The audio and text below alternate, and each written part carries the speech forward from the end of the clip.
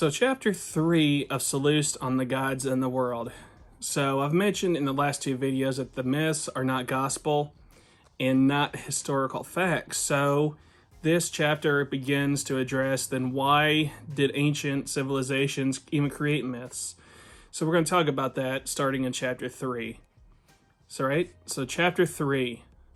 So on what account then the ancients, neglecting such discourses, are these, and have employed fables, is a question not unworthy of our investigation.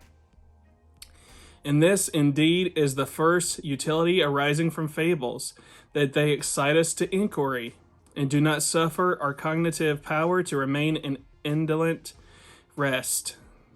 So before I move on, basically, they were created for us to question, and it's worthy to question, basically, is what he's saying.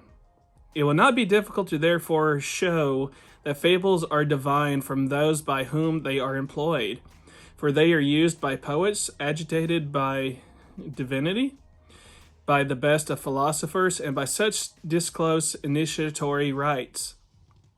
In oracles also fables are employed by the gods, so even the gods would use the myths.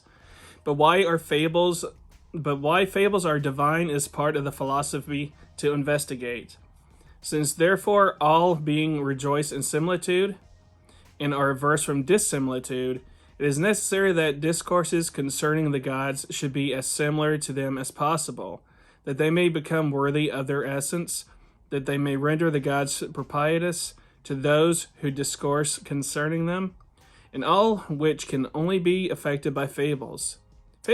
In fables too, the energies of the gods are imitated, for the world may be very properly called a fable, since bodies and the corporeal possessions which it contains are apparent, but souls and intellects are occult and invisible. Besides, to inform all men of the truth concerning the gods produces contempt in the unwise, from their incapacity of learning, negligence in the studious, but concealing truth in fables prevents the contempt of the former, and compels the latter to philosophize. But you will ask why adulteries, thefts, paternal bonds, and other unworthy actions are celebrated in fables. Nor is this unworthy of admiration. Not now that where there is an apparent absurdity, the soul immediately conceiving these discourses to be concealments, may understand that the truth which they contain is to be involved in profound and occult silence. So myths tell us who the gods are and give us insight on the beings that we call the gods. And it asks the question, then why do we have Zeus raping women? Why do we have Poseidon raping women?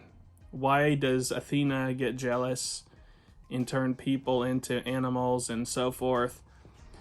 And that's something for quiet contemplation, it says, but it helps us understand who the gods are. And it's going to break down what myths are in the next chapter. So chapter 4 is going to go over the types of fables or myths, an example of each. So we're going to talk about that one in chapter 4, and I will see you guys there. So what do you think of myths? Do you think myths are just stories to help us understand the gods, or do you believe them to be historical fact like a gospel? Let me know in the comments, and I'll see you in the next video. Bye.